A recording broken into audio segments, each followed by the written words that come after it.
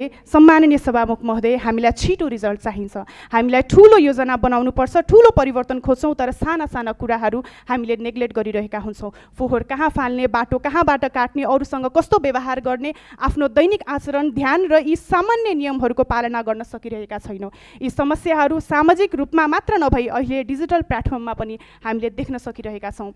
सम्मानीय सभामुख महोदय, हामी फिजिकल क्राइम देख्छौँ, तर त्यही फिजिकल क्राइमलाई प्रोत्साहन गर्ने साइकोलोजिकल क्राइमलाई हामीले बेवास्ता गरिरहेका छौँ। आज सामाजिक सञ्जालमा गाली, धम्की, चरित्र हत्या र साइबर हेरेसमेन्ट जस्ता अपराधहरू सामान्य बनेका छन्। सभामुख महोदय, कि हामीले सोचेको नयाँ नेपाल र हामीले चाहेको समाज यही हो जहाँ प्रत्येक व्यक्तिले चुनौती सहित भोलि के हुन्छ भन्ने डरमा बाँच्न बाध्य रहेको हुन्छ।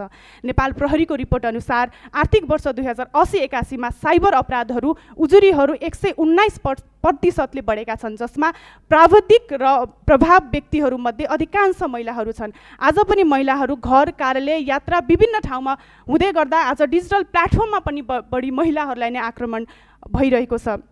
यसको लागि मैले आज सरकार माध्यमबाट आग्रह गर्न चाहन्छु कि किन्डरगार्टन तहबाट नै सिभिक सेन्सको प्र्याक्टिस सुरु गर्नुपर्छ, जुन विकसित देशहरूमा धेरै अगाडि नै लागू भइसकेको छ। अधिकारसँगै कर्तव्य सिकाउने शिक्षा प्रणाली विकास गरियोस्, राइट मात्र होइन ड्युटिजसँगै पनि सिकाइयोस्, साइबर ललाई कार्यान्वयनमा ल्याइयोस्, डिजिटल लिट्रेसी बढाइयोस्, शिक्षक तालिम, रोल मोडल्स र नेतृत्व मार्फत व्यवहारमा आधारभूत शिक्षा म्यानेज गरियोस्। अन्त्यमा सभामुख महोदय, राज्य र नागरिक एक अर्काको परिपूरक हुन्। राज्यले नागरिकलाई केन्द्रमा राखेर इमान्दारपूर्वक काम गर्नुपर्छ र नागरिक पनि राज्यप्रति उत्तरदायित्व बन्न सके भने हामीले चाहेको विकास केवल क्वान्टिटीमा मात्र नभई क्वालिटीमा पनि हुने रहेको छ। सभामुख महोदय, र आज म सभामुख महोदयको मार्फतबाट यस सदनमा संसद मार्फत शिक्षा प्रणालीबाट नै परिवर्तन सुरु गर्न सरकारको ध्यान आकर्षण